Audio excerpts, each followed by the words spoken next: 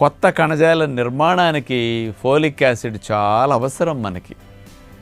అందుకని గర్భిణీలకి అతి ముఖ్యమైన అవసరం. అందుకని ఫోలిక్ యాసిడ్ బాగా ఉంటుంది కాబట్టి గోరుచిక్కుడు బాగా వండుకోవచ్చు. చాలామంది అసలు గోరుచిక్కుడు కొనుక్కోరు, ఎక్కువ వండుకోరండి. అసలు వెజిటబుల్స్ అన్నిట్లోకెళ్ళా ఎక్కువ ఐరన్ ఉన్న వెజిటబుల్ గోరుచిక్కుడే. 3 మిల్లీగ్రాములు ఐరన్ ఉంటుందన్నమాట. అట్లాగే అన్నిటికంటే తక్కువ క్యాలరీస్ కూడా ఉంటాయండి.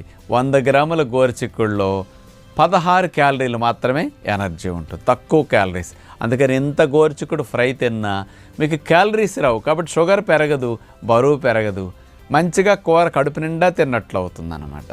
ఇలా తక్కువ క్యాలరీస్ని ఎక్కువ పోషకాలని కలిగి ఉన్న గోరుచిక్కుడు కూర స్పెషల్గా ఎలా తయారు చేసుకోవాలో ఈరోజు మనం చూడబోతున్నాం.